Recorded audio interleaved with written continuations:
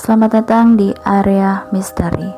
Di episode kali ini gue bakal bahas kasus pembunuhan yang agak beda karena pembunuhan ini terjadi di Indonesia, di mana pelaku pembunuhan ini adalah seorang perempuan yang bernama Astini Sumiasih. Ia lahir di tahun 1955 dan ia kabarnya sudah meninggal pada tanggal 20 Maret 2005. Dilansir dari Wikipedia, Astini Sumiasih ini atau akrab disapa Nyonya Astini adalah pembunuh berantai dengan motif yang agak sepele menurut gua. Ia tersinggung saat ditagih hutang. Astini ini membunuh 3 penagih hutangnya, yaitu Pujiastuti, Rahayu, dan Sriastuti. Dan kabarnya Astini ini memang terkenal sering meminjam uang kepada tetangga-tetangganya. Kepada Pujiastuti, ia berhutang sekitar 20.000. Cuma 20.000. Kepada Ibu Rahayu ia berhutang sebesar 1.250.000, dan kepada Sriastuti Wijaya ia berhutang 200 hingga 300.000.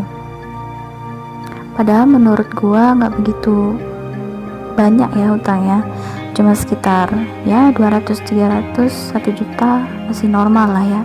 Semuanya ditolak untuk dibayar dan membuat si penagih berkata-kata kasar. Si penagih ini mungkin barbar, dan inilah yang kemudian menjadi si Ibu Astini ini ngerasa tersinggung saat dihina.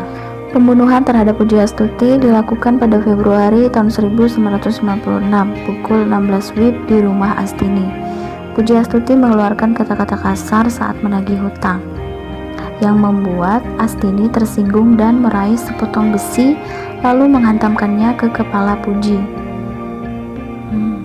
Setelah meregang nyawa, jenazah diseret ke dapur dan menutupnya dengan tikar. Pukul 2 dini hari, jenazah korban dimutilasi menjadi 10 bagian, yang kemudian ditebar ke berbagai tempat sampah dan sungai di Surabaya. Lalu potongan tubuh Pujiastuti ini kemudian ditemukan warga di Kampung Wonorejo dalam kantong plastik di Sungai Wonorejo, Surabaya, yang kemudian diamankan polisi dan disimpan di kamar jenazah RSUD Dr. Sutomo. Jenazah diidentifikasi oleh keluarga korban, Agus Purwanto, yang mengonfirmasi itu adalah kepala kakaknya.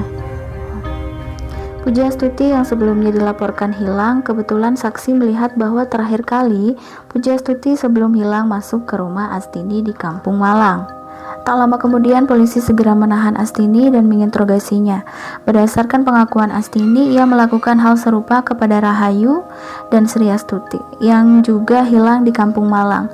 Kejahatannya juga sama persis, bermotif tersinggung karena ditagih hutang dengan kata-kata yang kasar. Ia juga memotong-motong tubuh keduanya menjadi 10 bagian. Setelah divonis hukuman mati oleh Pengadilan Negeri Surabaya pada tanggal 17 Oktober 1996, sebelum eksekusi, Astini dipindah dari LP Sukon Malang ke Rutan Madaeng Sidoarjo, lalu menjalani masa isolasi selama 5 hari. Lalu pada tanggal 18 Maret 2005, sebelum dilakukannya eksekusi, Astini memakan makanan favoritnya berupa roti, cumi-cumi, dan buah-buahan. Ia juga meninggalkan 3 pesan sebelum dieksekusi. Ia dieksekusi pada tanggal 20 Maret 2005 dengan cara ditembak di daerah jantung oleh 12 personel regu tembak brigade mobil kepolisian daerah Jawa Timur. Jasadnya dibawa ke Rumah Sakit Umum Daerah Dr. Sutomo, Surabaya, Jawa Timur untuk diotopsi. Ia dinyatakan mati pukul 1.20 WIB. Kasus Astini ini sering dijadikan pertimbangan ulang terhadap hukuman matinya. Saat menunggu hukuman mati, Astini mengeluh bahwa tidak ada yang memperhatikan nasibnya, bahkan sekedar membesuk. Ia juga mengkhawatirkan nasib 3 anaknya. Ketiga buah hati Astini pun lantas berada dalam tanggungan Andreas Nurmandala. Bahkan ia mengaku telah menyekolahkan putra-putri Astini hingga tamat sekolah menengah atas.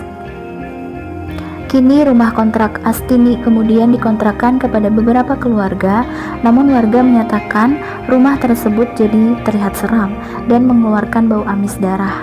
Kamar yang dulunya dapur tempat pembunuhan terjadi, tidak ada yang berani menggunakan sebagai kamar tidur. Kini rumah tersebut dikontrak keluarga Soekardi dan Supriyadi. Mungkin segini aja dulu pembahasan gue di episode kali ini. Gue harap lo suka dengan apa yang gue bahas tadi, dan komen di bawah kasus-kasus apa lagi yang harus gue bahas. Sampai jumpa di episode selanjutnya. Bye.